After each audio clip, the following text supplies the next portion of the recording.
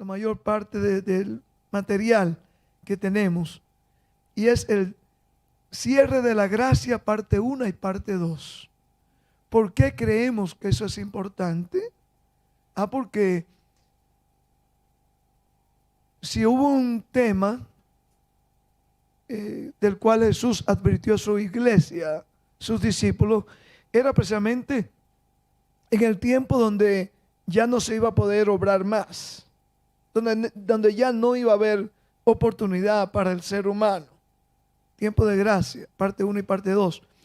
Esta tarde, Dios mediante, vamos a presentar un tema que creo que es de vital importancia para cada uno de nosotros. No importa en qué país vivamos, no importa quiénes seamos, si aquí hay hermanos o amigos de otra religión, amén.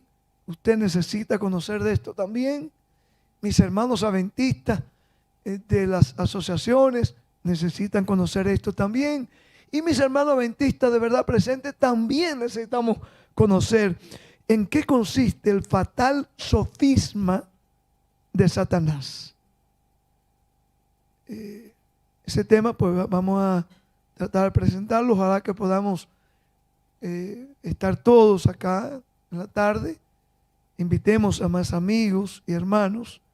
Y ya mañana, Dios mediante, tengo un material que es nuevo, o que lo vamos a añadir del que presentamos allá en Jipijapa, y es la imagen de la bestia versus la imagen de Dios. Vamos a ver en qué momentos hemos estado viviendo y cómo el Señor en su misericordia todavía está reteniendo los cuatro vientos, pero todo vendrá a su fin, ¿verdad? Dios le ha puesto un fin. Hay un fin un límite, dice la palabra del Señor, que el Señor le ha puesto a las naciones y a instituciones, y eso tenemos que tener bien, estar conscientes del tiempo que estamos viviendo. Así que yo quisiera, hermanos, antes de invitarlo a abrir la palabra, que me acompañen aquellos que puedan. Yo sé que para muchos es un poquito duro, especialmente las damas, arrodillarse acá, tienen algunos problemas de rodilla ya, ¿no? Entonces usted tiene problemas de rodilla, quédese tranquila ahí. Pero el que pueda arrodillarse conmigo, hagámoslo. Vamos a invocar el nombre de nuestro Creador.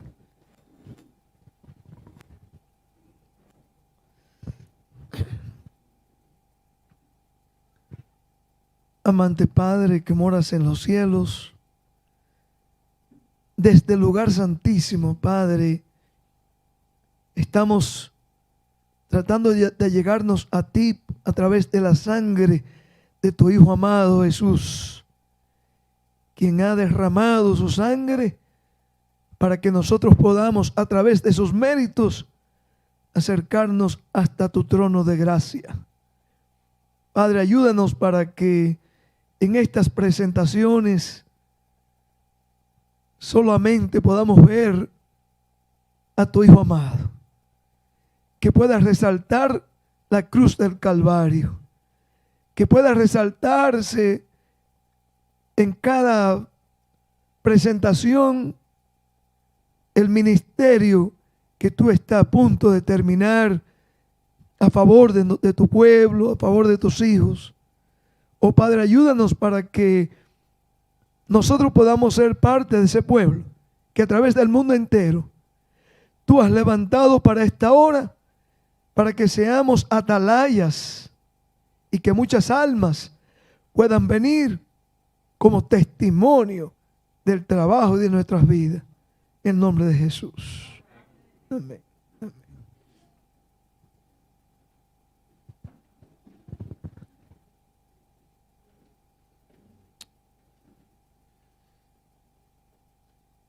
Yo le mencioné anoche a ustedes acá que estábamos viviendo un tiempo muy especial. Es cierto.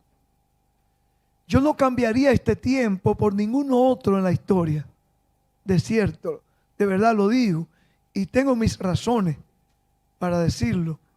Estamos viendo nosotros una serie de eventos, el cumplimiento de las profecías, que nuestros pioneros, muchos de ellos anhelaron estar viviéndolo.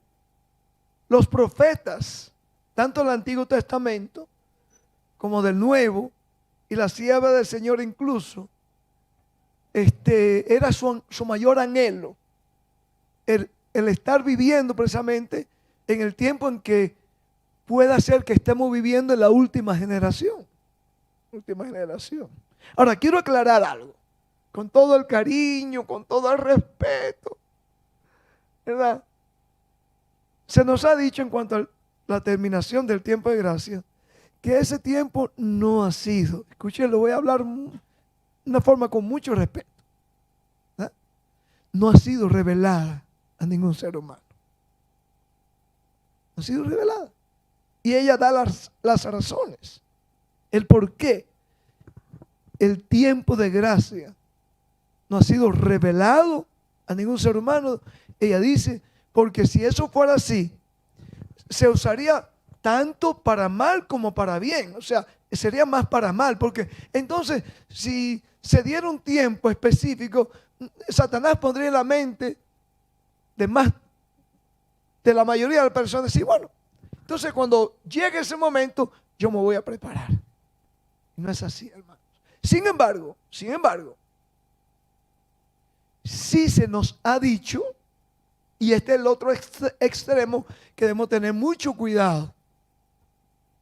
Se nos ha dicho que se nos exige, lo voy a leer, que nosotros estemos en el conocimiento del tiempo en el cual se estaría viviendo en esta época.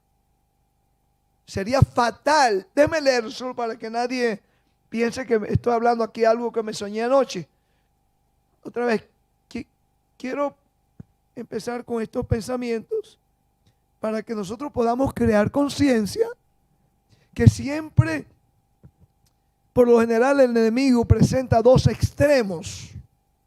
Un extremo a llevarnos a la excitación, al desasosiego,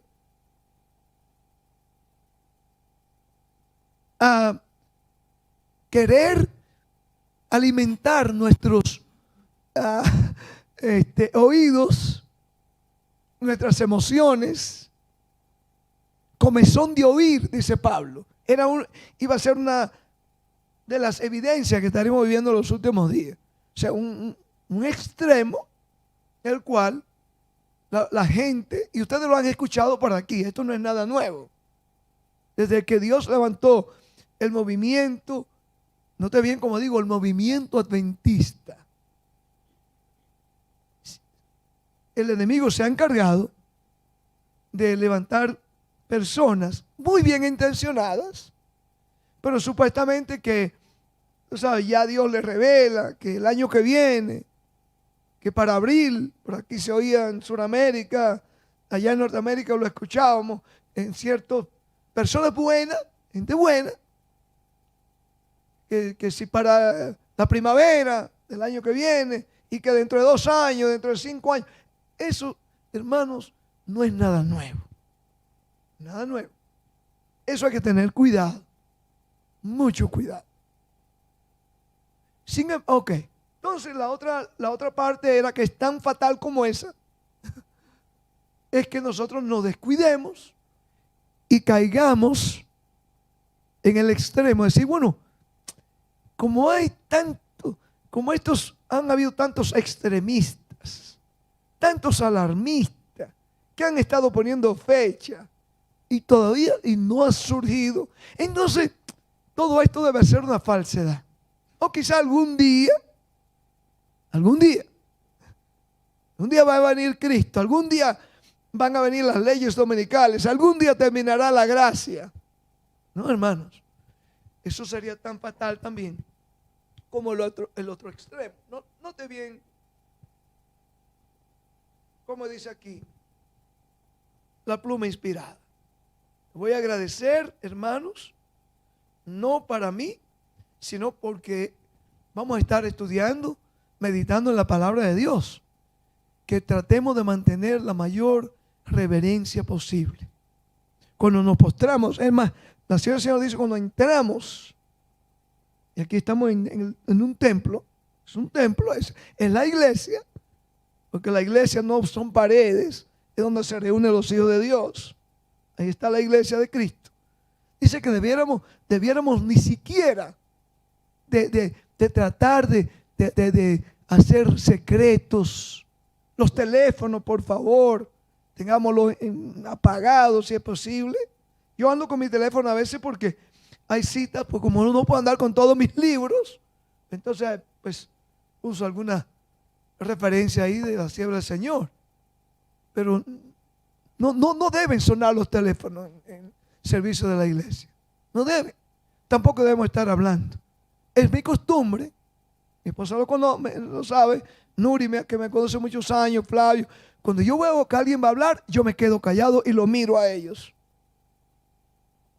Así que si ustedes no quieren que yo me calle y me empiece a mirar a usted, hagamos silencio, hermano. ¿Sí? Gracias. Note bien lo que dice la palabra del Señor. 420, conflicto de los siglos. El capítulo es, muy bien, un gran despertar religioso. Era el capítulo, creo que es el capítulo, vamos a ver.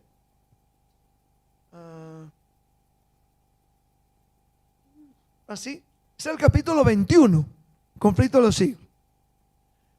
¿Ok? Capítulo 20. Aquí ya habla, no le voy a leer todo el capítulo, obviamente, pero voy a leer un párrafo, donde ella presenta cómo el enemigo ha querido presentar esos dos extremos de lo que le hablo. ¿Verdad? Los dos extremos vienen del enemigo. Note bien.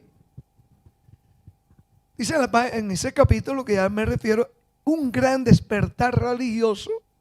Electrónicamente la página será un poquito diferente, pero en el papel, siempre que trato de encontrar un libro, trato de leerlo de acá, ¿no? Para que los jóvenes allá por El Paso, Texas, tenemos una congregación por allá, y algunos jovencitos que me vieron usando el teléfono, después fueron al anciano y dicen, mira, el pastor Pérez estaba usando el teléfono, ¿por qué nosotros no podemos usar el teléfono aquí? Porque ahí en esa congregación se le prohíbe a la gente entrar con el teléfono. Entonces me veían a mí con el teléfono y querían usar la excusa, ¿no? Pero ya yo le expliqué a ustedes por qué lo uso. Note bien. Dice aquí, nadie sabe el día ni la hora. Era el argumento aducido con más frecuencia por los que rechazaban la fe del advenimiento. ¿Cuál era el argumento? Otra cosa también quiero aclarar. Y anoche ustedes se dieron cuenta por aquí. Los hermanos Hippie Japa también se dieron cuenta. Yo hago preguntas retóricas. No esperando que me contesten. Es para mantener nuestro cerebro trabajando, ¿ok? Así que no quiero que estoy haciendo preguntas con esa intención y que me empiecen a dar un sermón por ahí atrás, ¿verdad? ¿Sí? Ok, muy bien. Entonces, en los días que Dios levanta este movimiento adventista, recuerden que la base de este movimiento, por eso decimos podemos decirlo con mucha autoridad divina, que el único movimiento que Dios tenía en la profecía, el único, hermano, que nadie se me ofenda, movimiento Dios tenía la profecía para estos últimos tiempos, era el movimiento adventista del séptimo día, de acuerdo a la profecía 2300 tarde. Así como el movimiento, ¿se acuerdan? Anoche lo mencioné así superficialmente. Así como el movimiento, el ministerio de Juan el Bautista fue levantado en el desierto como cumplimiento del tiempo que se había cumplido. Él dijo, el reino de los cielos ha llegado. El tiempo se ha cumplido. ¿Qué tiempo estaba hablando Juan el Bautista? Obviamente estaba hablando de esos 490 años que Dios le había dado al pueblo de Israel como nación para que ellos terminaran, llevasen a cabo la obra que Dios le había encomendado. Juan el Bautista se dio cuenta de eso. Si yo le pregunto, se lo voy a preguntar otra vez, ustedes vayan ejercitando su cerebro. La mayor parte de la gente, los líderes y el pueblo, se dieron cuenta ellos que los 490 años estaban a punto de terminar. Obviamente no. No. ¿Y cómo lo sabemos? Aunque la profecía indicaba el año, el mes, hasta el día que se estaría cumpliendo. En el libro de Daniel no vamos a tomar eso porque entiendo que ustedes pueden estudiar eso en otras ocasiones con los líderes acá, los ancianos. Pero tenían la profecía ya de Daniel bien clara en el capítulo 9, donde esos 490 años, si ellos hubiesen prestado atención a esos eventos proféticos que iban a estar desarrollándose, ellos pudieron haber notado como Juan el Bautista y otros pequeño grupo se enteraron de que el tiempo había llegado. Pero ¿qué pasó? En este movimiento que se levantó para 1844, cuando la profecía ahora iba a terminar, de los 2300 años, surge lo mismo, hermanos. Dios levanta unos pocos que estaban estudiando la profecía de que el tiempo estaba llegando a su fin. No se equivocaron en el tiempo. Así como los discípulos, cuando comprendieron que esos 490 años terminaron allá del pueblo de Israel, ellos estaban bien en la fecha, pero estaban también, escuchen, esto es muy importante para mis hermanos adventistas, porque se nos acusa de que nosotros surgimos de un chasco. Ustedes son los del chasco. No, hermanos, nosotros somos del pueblo de la profecía. Porque los discípulos también se dieron cuenta que había terminado los 490 años. Cuando Jesús le dice: aquí vuestra casa os es dejada desierta, Cristo, Mateo 23, por ahí ustedes lo encuentran. Cristo le estaba diciendo a ellos que ese tiempo como nación había terminado. Otra vez, el pueblo no lo sabía, no lo entendieron. Llegamos a la terminación de esa profecía entonces, y tampoco el pueblo lo entendió. Ahora, ¿por qué digo esto, hermanos?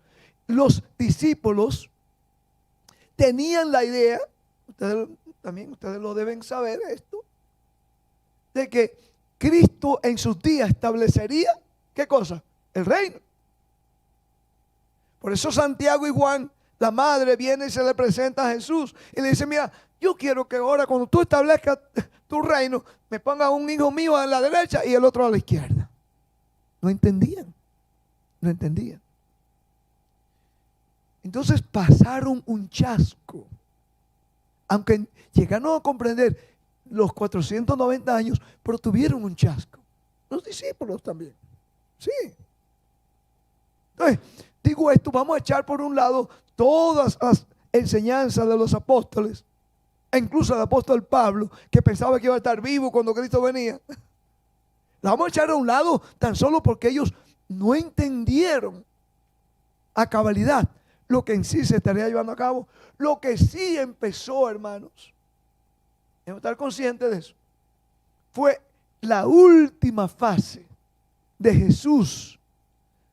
Su último ministerio a favor de la humanidad empezó 1844, el 22 de octubre, cuando él se viste sus ropas del sumo sacerdote y entra al lugar santísimo. Ya habían pasado, como decíamos anoche, 177 años.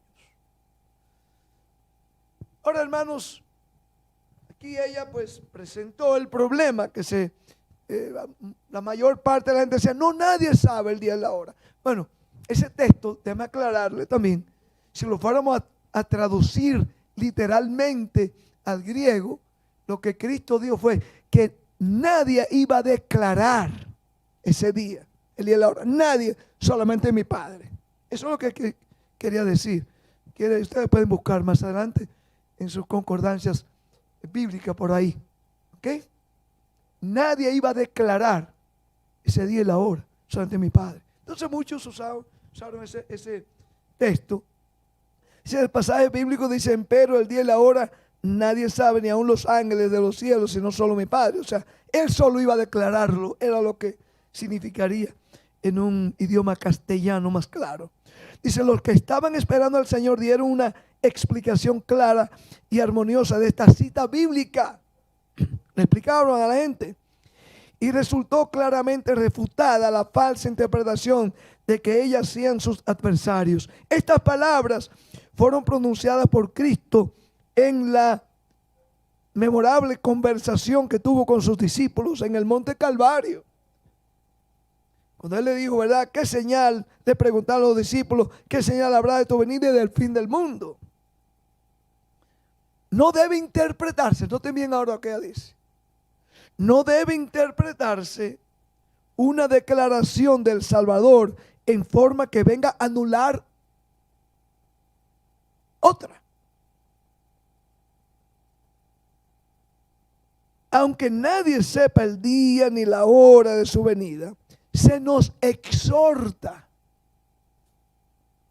y se requiere. Se nos exhorta y se nos requiere de nosotros que sepamos cuándo está cerca. Se nos exhorta y se nos requiere.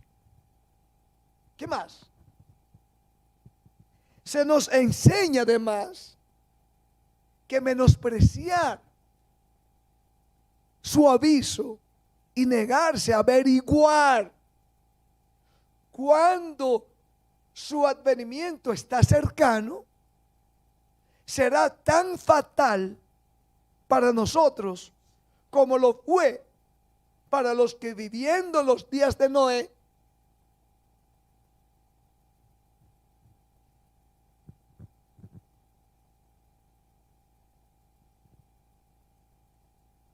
se nos enseña además que menospreciar su aviso y negarse a averiguar cuándo su advenimiento está cercano será tan fatal para nosotros como lo fue para los que viviendo los días de Noé no supieron cuándo vendrá el diluvio, vendría el diluvio. Así que hermanos, tenemos los dos extremos. Un extremo es tratar de extraer de la palabra fantasías, sugerencias, especulaciones. No, porque yo creo, hermano, con todo respeto, lo que usted crea no me sirve a mí de nada. Es como si yo le digo a usted, esto es la opinión mía. Y yo puedo tener opiniones que le he compartido en mesa de comer, pero no lo voy a compartir aquí en un púlpito, porque son opiniones mías. Y el pueblo no necesita escuchar opiniones de nadie, de ningún pastor ni laico. Yo creo esto. Mucho respeto. Pero mi fe no puede estar basada en lo que usted cree. ¿Entendemos esto? Entonces, hermanos, tenemos, ahora, yendo a la Biblia, Jesús. Nota lo que dice Jesús. Su palabra. Hay algo muy interesante. Y yo he puesto en prueba esto que voy a leer un poco a ustedes. Acá. Otra vez estamos tratando de, esta primera parte va a ser preparar la base para la segunda parte que va a ser en el, llamamos culto divino, ¿verdad? Ahora estamos en la escuela sabática. Pero note bien, esto para que hasta un niño lo pueda ver, lo pueda entender. ¿Por qué podemos decir que estamos viviendo los últimos días? ¿Por qué podemos decir que sí, que el tiempo está a punto de terminarse? ¿Por cuáles son las razones primeramente bíblicas que vemos. Y segundo,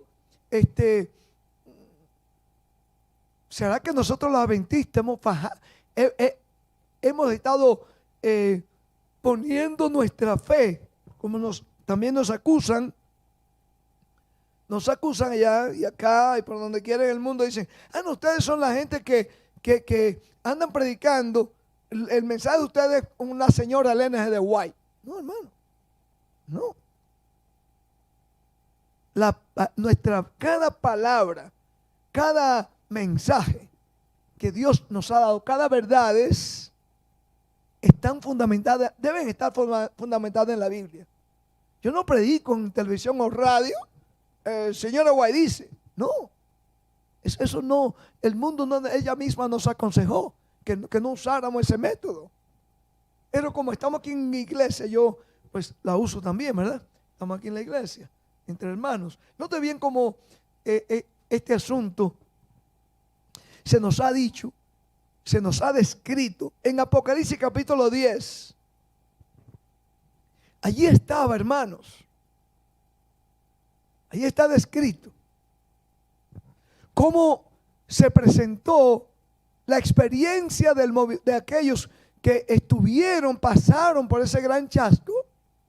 Este debe ser un capítulo muy conocido, así que no tengo que analizarlo todo. Solamente quiero mencionar acá, hermanos, que aquí se describe,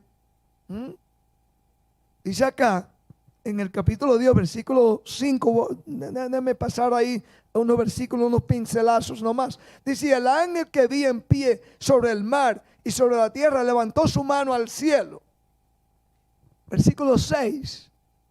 Y juró por el que vive por los siglos de los siglos, que creó el cielo y las cosas que están en él. ¿De quién estaba hablando ahí, hermanos? Cristo Jesús, el que creó el cielo, la tierra, ¿verdad? Y la tierra y las cosas que están en ella, y el mar y las cosas que están en él, que el tiempo no sería más,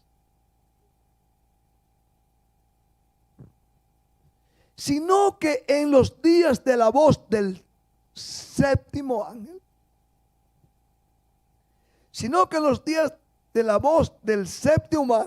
cuando él comience a tocar la trompeta, el misterio de Dios se consumará.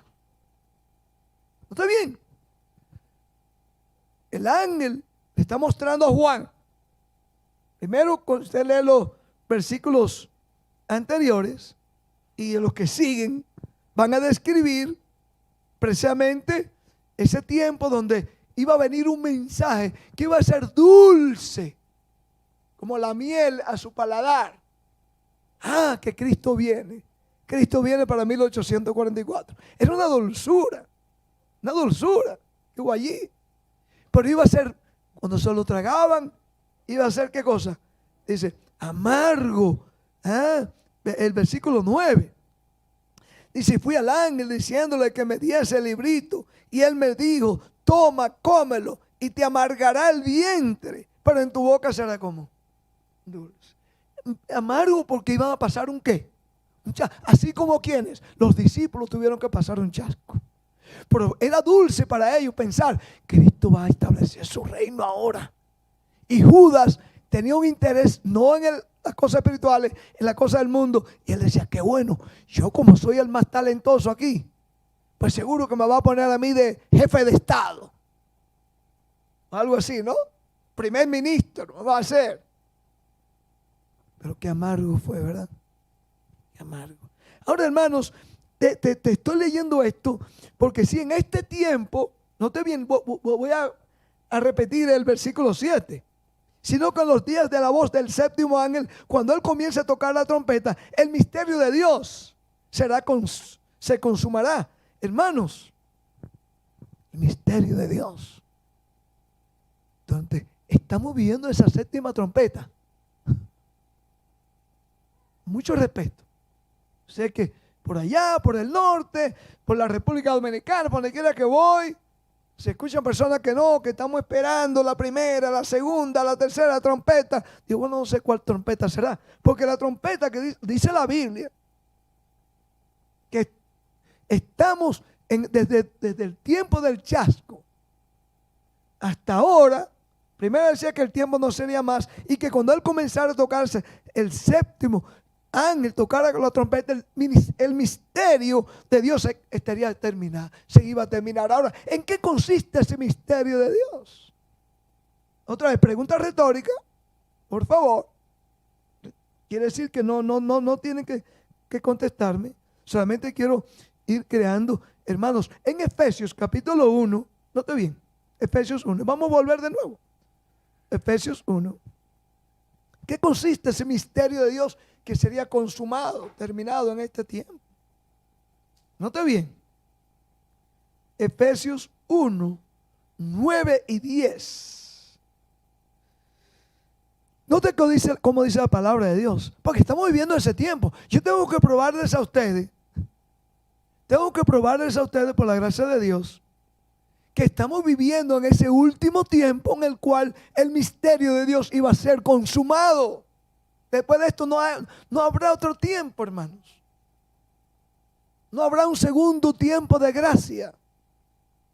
Tampoco cuando se cierra la gracia no va a haber un tiempo en el cual Dios diga, bueno, déjame el pobrecito que no tuvo la oportunidad. No, porque todo el mundo está teniendo la oportunidad. Todo el mundo. Como decía yo anoche, este es un movimiento mundial. Y sabe una cosa, les tengo buena noticia. Buena noticia para aquellos que esperamos la venida. Escuchen esto. Nadie ni nada va a parar este movimiento. Esto es muy importante que estemos bien claros en esto, mi hermano Byron y ustedes. Nada ni nadie va a parar este movimiento. Así como trataron de parar, ¿recuerdan que anoche lo mencioné así, a vuelo de pájaro? Trataron de parar aquel grupito de personas en el aposento alto cuando recibieron el Espíritu Santo. El concilio se reunió allá en Hechos capítulo 5. Dice que hubo un concilio entre los sacerdotes y la gente del pueblo allí, aquellos encumbrados del Sanedrín, porque querían callar a aquellos fanáticos, independientes, ¿qué más le llaman por aquí? Disidentes, ¿eh? Que no quieren adherirse aquí al Sanedrín. Interesante. ¿Qué es por lo que leímos anoche? Mencionamos anoche Eclesiastés 3:15. ¿Qué es lo que dice la palabra de Dios? ¿Qué es lo que será? Lo mismo que ya fue. Así que son buenas noticias que traemos. Nadie va a parar este movimiento, porque es el movimiento del Señor. Es un movimiento que estaba ejemplificado, dice, con un pie en el mar y otro en la tierra. Iba a cubrir por toda la tierra. Esas pequeñas compañías que la sierva del Señor vio que no entraron en el tren, iban a ser las luces por donde quiera, en el África, en la India, por donde quiera, hermanos. Toda Latinoamérica. Ahora vamos a ver el misterio de Dios, porque dice que en este tiempo, cuando el ángel empezase a tocar la séptima trompeta, otra vez,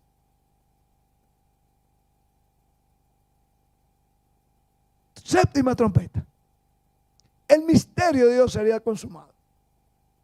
¿En qué consiste ese misterio? ¿En qué consiste ese misterio? Note bien, dice el apóstol Pablo en Efesios 1, vamos a leer 1 al 9, ¿ok? Hablando de la iglesia. Bueno, vamos a leer el versículo 1 primero para que sepamos de qué está hablando el contexto, Pablo, ¿no? Ok. Dice Pablo, apóstol de Jesucristo, por la voluntad de Dios, a los santos y fieles en Cristo Jesús que están en Éfeso. ¿A quiénes le estaba mandando Pablo esta carta? A los santos y fieles. Por la gracia de Cristo, ¿está usted anhelando buscar esa santidad, esa fidelidad al Señor? Si esa es su respuesta, entonces esto que vamos a leer es para usted, es para mí, santos y fieles. Note bien, dice aquí, dándonos a conocer, Pablo está hablando a los santos y fieles. Si yo le hiciera otra pregunta a ustedes, ¿cuántos de los seres humanos podrían llegar a ser santos y fieles? Bueno, la respuesta es todo, porque dice San Juan 3:16, porque de tal manera amó Dios al mundo, que ha dado su Hijo unigénito, para que todo aquel que en él crea no se pierda, mas tenga la vida eterna. Ahora, el creer en los idiomas bíblicos muy diferente al creer nuestro, ¿no? Otro día podemos estudiar eso. Era un creer no en teoría, no es en la teoría, es en la experiencia, la práctica. Qué bueno, estoy predicándole aquí al coro, como decimos allá en el norte, I'm preaching to the choir, estoy predicándole al coro, pero aún el coro necesita ser despertado. Entonces, dice allí que durante los días cuando el ángel estaría tocando la séptima, no la primera, no la segunda, no la tercera, la séptima ya. Desde 1844 empieza este ministerio, este movimiento que nadie iba a parar, porque el misterio de Dios estaría terminando, se iba a terminar, iba a ser consumado. Dice, dándonos a conocer el misterio de su voluntad, según su beneplácito, el cual se había propuesto en sí mismo. El 10, de reunir todas las cosas en Cristo en la dispensación del cumplimiento de los tiempos, así que las que están en los cielos como las que están en la tierra, y en él mismo, y asimismo, y él asimismo tuvimos herencia, habiendo sido predestinados conforme al propósito del que hace todas las cosas según el designio de su voluntad. ¿Qué es lo que está diciendo Pablo aquí? Que era el propósito de Jesús, era el propósito de Dios, reunir todas las cosas en Cristo, en la dispensación, los que están en los cielos, los que están en los cielos, toda una familia. Ahora, la familia de la tierra tenía que llegar a ser parte de la familia ¿de dónde? Del cielo. ¿Y en qué tiempo era que iba a llevarse a cabo esto? En este ministerio que le llaman el misterio de la piedad. Vamos a ir de nuevo, vamos a seguir profundizando un poquito esto. ¿En qué consiste ese misterio? Que sería consumado, terminado durante el tiempo de esta séptima trompeta. Nota como dice, ahí mismo, cerquita, un poquito más adelante, vamos a buscar ahí unos 3 o 4 libros más, cortito.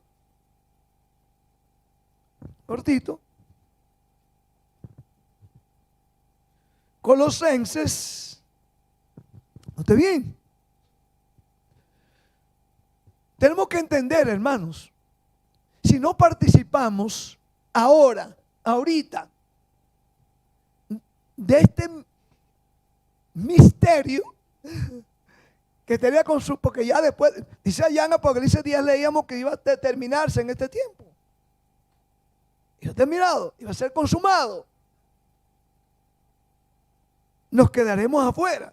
Por eso la cita de la sierva del Señor es muy importante. Se nos requiere, se nos exhorta que no estemos ignorantes de los tiempos que estamos viviendo. Nos exhorta. Note bien. Dice aquí el apóstol Pablo, versículos 26 y 27, Colosenses capítulo 1. Colosenses capítulo 1, los versículos 26 y 27. Otra vez estamos viendo en la palabra de Dios en qué consistiría ese misterio, eso que llamamos, el cual iba a estar llevándose a cabo en estos últimos días, hermanos. Note bien, como dice aquí. Dice el apóstol Pablo, inspiró la palabra de Dios. Dice, el misterio que había sido oculto desde los siglos y edades, pero que ahora ha sido manifestado ¿a quiénes? A sus santos. Recuerden la carta que le mandaba allá en Efesios, era a los santos y fieles. Y ahora le dice aquí que este misterio iba a ser revelado ¿a quiénes? A los santos. Que, hermanos, ¿qué es un santo? santo. Una persona apartada para Dios. Santo. ¿Persona qué? Apartada. Se ha perdido el concepto de santo. Yo nací y me crié en donde un santo era la persona que se castigaba su cuerpo. Un santo era quien tenía que comer arroz con un poquito de piedrecita, a veces arena, castigar su cuerpo. Un santo era quien debía que castigarse las espaldas de noche. Eso no es santo, no. Santo uno que por la gracia de Cristo se aparta para Jesús. Un joven que se aparta. Un adulto que se aparta. Un hogar que se aparta. Una iglesia apartada. Eso quería decir la palabra iglesia, dicho sea de paso. Eclesía. Un grupo, una congregación apartado. Pero se ha perdido el concepto. Hoy iglesias son las grandes catedrales, las grandes organizaciones. Mientras más grande sea, esta debe ser la iglesia de Dios. Porque mira qué grande es. Satanás ha sido una de las artimañas de los engaños de Satanás, que nosotros perdamos de vista en qué consiste la iglesia de Dios. ¿Qué consiste? Sería un estudio muy importante para otro día. Note bien entonces el misterio. Se ha revelado a los santos. Versículo 27.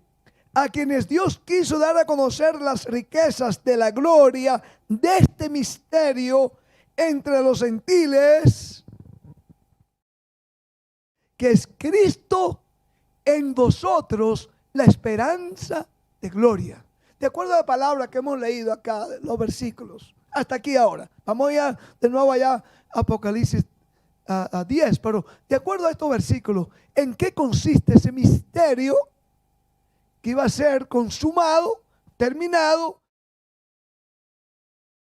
Dios levantó un movimiento, 1844.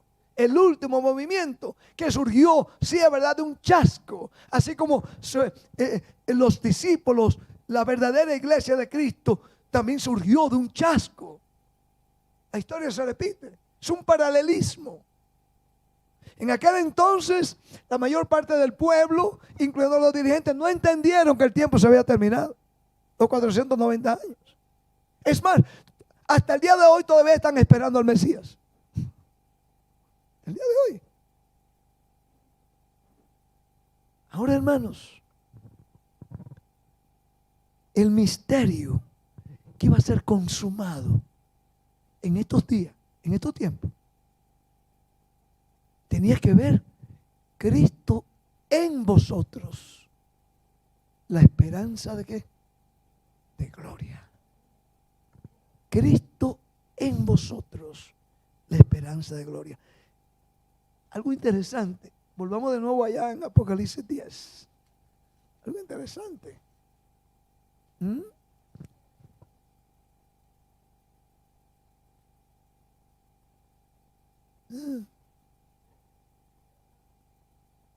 Note bien. Note bien. El mandato que se le da a ese movimiento. Dios le dio una orden. Dios le dio el conocimiento a sus fieles y santos entre unos 50,000 a 100,000. Y quedaron, ¿cuántos fueron? ¿Se acuerdan? Unos 50. Unos 50, hermanita Liz. ¿Qué pasó con los pongamos que hubieran 75,000? Ponga usted que hayan 50,000, mínimo que habían, esperando recibir a Jesús. Unos 50,000, unos 50 fueron los que entendieron en qué consistía y el por qué Cristo no pudo haber venido en 1844. Porque el misterio de Dios todavía no se había terminado. ¿En qué consistía el misterio de Dios? Cristo en vosotros, dice Pablo, la esperanza de gloria. ¿Qué quería decir eso? Vamos a ir a la palabra, no en la segunda parte. Vamos a entender eso. Tenemos que buscar la Biblia.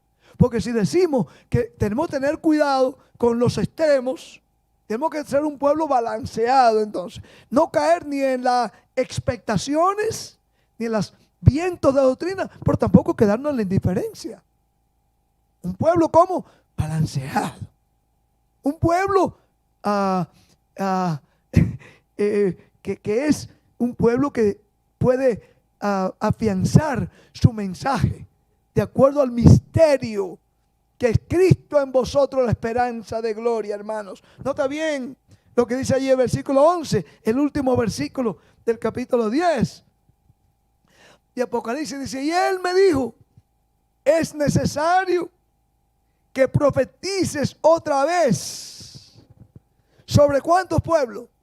Muchos pueblos, naciones, lenguas y reyes. Y hermanos, con ese grupito, ese remanente que quedó de aquel gran chasco, entendieron que ahora la misión de ellos, y aquí viene la importancia, hermanos, de nosotros crear conciencia del tiempo que estamos viviendo, como leíamos. Sí, estamos viviendo en el tiempo en el cual se terminará la obra, porque ya lo leímos en la Biblia. Es cuando el tiempo el misterio de Dios sería, ¿qué cosa? Consumado. No habrá otra cosa. ¿Pero en qué consistía eso? En llevar a los hombres y mujeres a qué cosa? A que Cristo en ellos iba a ser la única esperanza de gloria. Y vamos a desarrollar eso. ¿En qué consiste eso? ¿Y qué va a resultar eso en nosotros? Entonces, que profetices otra vez. El verbo profetizar no quiere decir solamente ver visiones, aunque en la iglesia adventista, como yo digo allá a mis hermanos, a mis amigos bautistas, evangélicos, para la gloria de Dios, y a mis adventistas que ahora han dejado de creer en la sierva del Señor, dice, ese don, la Biblia dice que el último remanente iba a tener, ¿qué cosa? Espíritu de profecía. No lo digo yo. Por si acaso por acá ustedes han escuchado que han querido poner a un lado estos escritos sagrados. No, porque ella dijo que ella era una luz menor. No, hermanos. No. Lo dijo en un acto, en una evidencia de humildad. Fue como yo le contaba a mi hermano ayer. Fue como cuando Amós dice, yo no soy profeta. Yo lo que soy un finquero, un agricultor. Ando con los bueyes aquí. Pero por eso dejamos de leer a Amós. No fue Amós un profeta. Claro que sí. Y así sucesivamente, ¿no? Sí, sucesivamente. Así que dice, entonces el verbo profetizar, aunque implicaba que iba a haber espíritu profecía, pero también el verbo profetizar tenía que ver con predicar un mensaje, dar un mensaje que estaba envuelto en la profecía. ¿No podemos acordar nosotros de un mensaje que es un mensaje profético que Dios le ha dado única y exclusivamente al pueblo adventista? ¿El mensaje de qué? Bueno, varios, ¿verdad? Pero uno de esos mensajes son el mensaje primero, segundo y tercer ángel. Aquí viene algo muy importante. Ese misterio, para que le enseñásemos al mundo que es Cristo en vosotros la esperanza de gloria. Con mucho respeto. No es una conferencia, no es una institución, no es una no. Cristo en vosotros, la esperanza de gloria. Digo esto, hermanos, porque la historia se repite. Si usted lea con cuidado Mateo 24, aún los discípulos, mis amados queridos aquí de Ecuador, ¿saben dónde tenían ellos la esperanza puesta? En el templo. El templo. Por eso ellos se quedaron asombrados Se quedaron perplejos, hermano Flavio, y ustedes que me escuchan, Brenda, por ahí arriba. Cuando Cristo dice, ¿ves? Ven esto. Aquí no va a quedar piedra sobre piedra que no sea destruida. ¿Cómo es eso? Pero qué maravilla. Eso va a tener que pasar entonces en el fin del mundo.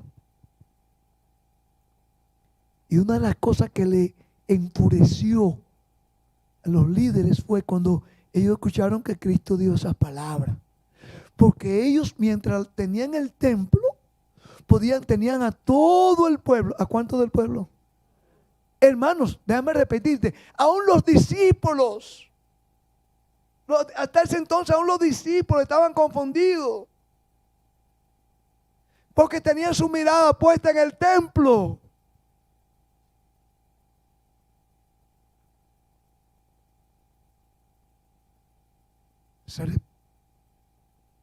Se repite la historia.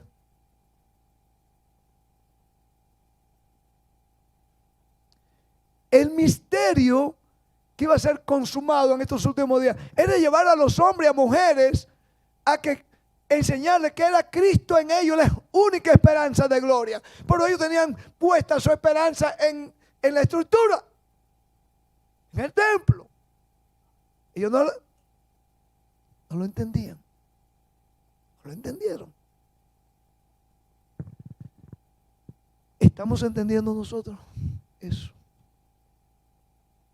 ¿Entendemos? Ojalá que sí, hermanos. Ojalá que sí. Cuando lleguemos a entender eso, entonces vamos a empezar a comprender la urgencia de nosotros como pueblo, ahora que decimos que ya conocemos estas verdades, que somos de verdad presentes. ¿En qué consistiría en nosotros entonces nuestra principal preocupación? No llevar a la gente a una organización o a un ministro. No. Llevar a quienes, a la gente, ¿a dónde? A Cristo. Porque Cristo en vosotros, el misterio que hablaba ya en Apocalipsis 10, el misterio va a ser terminado, era llevar a la gente a Cristo en vosotros, la esperanza de gloria. Y esto está produciendo dos grupos. Noten lo que dije. No al final. He estado produciendo ¿cuántos grupos? Jardín, dos grupos. Dos grupos. Unos que están siguiendo ¿a quién? Al mundo, al hijo de perdición, todas las iglesias caídas, y otros que estarán siguiendo al Cordero. Y el único mensaje, hermano, por eso es muy importante. La sierva del Señor vio que este mensaje, primero, segundo y tercero, sí, debía distribuirse como hojas de otoño. Porque es el mensaje que está preparando, no lo digo yo. No está bien, Apocalipsis. A veces leemos Apocalipsis que todo poco leemos la Biblia y lo leemos ahí para entretener a los niños, los más ancianitos ahí. No está bien. Apocalipsis 14. Cuando se termina de describir que termina allá en el versículo 12, a Juan se le muestra, hermanos, mientras el mundo iba en pos de recibiendo la marca de la bestia, recibiendo la imagen de la bestia. Lo han leído muchas veces estos mensajes. A Juan, que él creyó también, ¿recuerdan la visión que le hablé del tren anoche un poquito a ustedes? Bueno, a Juan le pasó algo muy similar.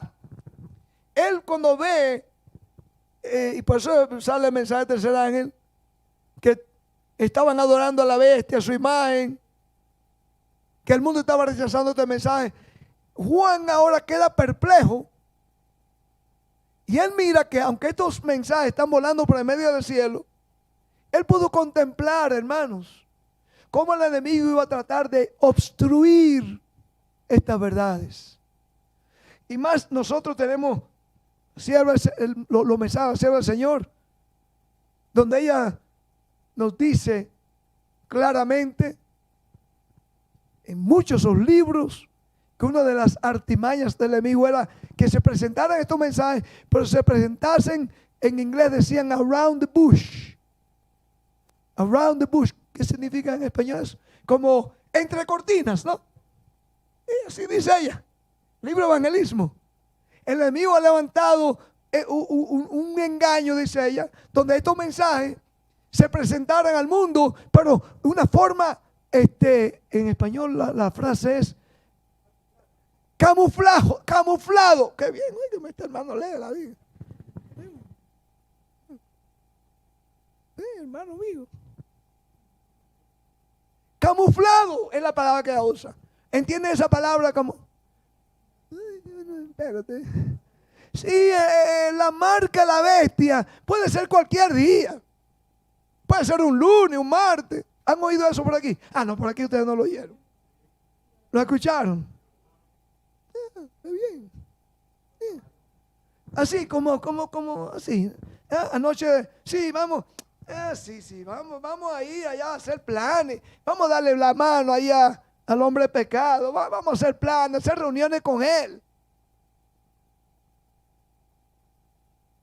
Hermanos, el misterio, cuando en Apocalipsis 10 dice que el misterio de Dios iba a ser consumado en estos días, era precisamente la proclamación de estos mensajes. Un mensaje único, un mensaje que ningún otro pueblo lo iba a tener. Y nosotros, que se nos ha encomendado esa gran responsabilidad. Ahora, hermanos, yo le digo a ustedes que es un tiempo muy solemne.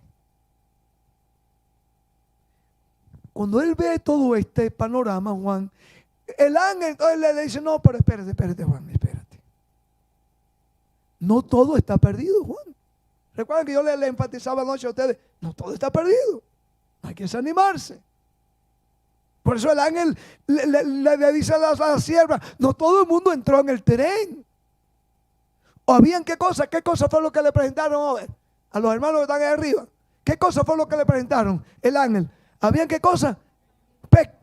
Pequeñas compañías que no habían entrado en el tren. Entonces a Juan le pareció algo similar. Juan estaba viendo, todo el mundo, aparentemente todo el mundo recibiendo la marca de la bestia. Y siguiendo a la bestia y siguiendo su imagen. Hermano, esto es más serio que nosotros pensamos. Más serio. Incluso me dijeron que nadie se va a enojar aquí. Adventistas que se llaman de verdad presente han estado medio mareados con este asunto de la imagen de la bestia. Mañana vamos a hablar, ese es el tema de mañana. Note bien, cuando Juan cree que todo el mundo está recibiendo la marca de la bestia, el ángel dice, no, aquí está la paciencia de los santos. Aquí están los que guardan los mandamientos de Dios. Mira, Juan, todo el mundo, es verdad que está tras la bestia, están preparándose para recibir la marca de la bestia, pero mira para acá ahora, un remanente. ¿Y sabe una cosa, hermanos? Aquí vi algo muy lindo, muy hermoso. Con esto voy a ir terminando con una pequeña cita que voy a leer de aquí. Este libro primero es escrito. Aquí viene algo muy interesante. Cuando a Juan le presentan el mundo yendo tras la marca de la bestia, tras la imagen de la bestia, pero le presentan este remanente, guardando los mandamientos de Dios, enseguida, la visión siguiente es, dice, miré, y aquí una ¿qué? Una nube blanca. No se olviden de ese término. ¿Una nube cómo? Blanca. La nube blanca. Y sobre la nube uno sentado semejante al Hijo del Hombre, que tenía en la cabeza una corona de oro y en la mano una hoz aguda. Y del templo salió otra voz, clamando a gran voz al que estaba sentado sobre la nube: mete tu hoz y ciega, porque la hora de cegar ha llegado, pues la mies de la tierra está madura. ¿De qué estaba hablando aquí? La palabra de Dios, hermanos. Vamos a ver en la próxima presentación. Esta nube, hermanos, no necesariamente tiene que estar representada cuando venga Jesús en gloria, cuando está viniendo la nube de los cielos, que viene en una nube. ¿Es verdad? Pero vamos a ver qué está encerrado en esta nube. Hablo con la Biblia. El Señor vio. Se miréis aquí una nube blanca. Empieza, hermanos. Empezó. Déjame decirte, lo voy a leer. Con eso voy a terminar corto. Empezó 1844 esa cosecha. Para que nadie piense que estoy hablando aquí algo que me soñé anoche. ¿No está bien? La cita ustedes habrán leído muchas veces. ¿No está bien? 118. El primero es escrito, 118.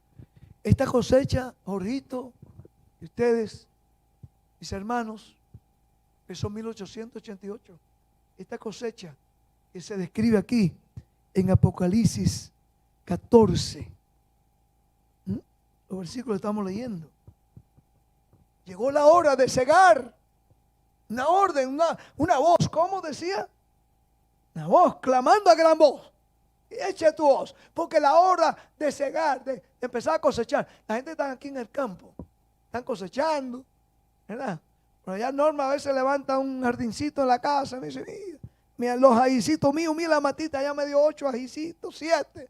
Ahí estamos cosechando lo que podamos, ¿no? Por aquí hay cosecha mejor. Me dice Flavio, ustedes por allá, Escalante, ustedes están allá, los hippie japa también allá, tienen cosecha. ¿Podemos entender esto, hermano? Usted empieza a cosechar. Usted ve que está, ¿qué? Madura ya. Nos vemos aguacate. Ese allá los hermanos, mira, le dije a mi hermano Jorge Mera, tenía una mata allá, pues yo vengo del campo, hermano. Vengo de un campo. Y ahí le digo: mira, hermano, ya esos aguacates están. Porque tomé un aguacate y le sonaba la pepa.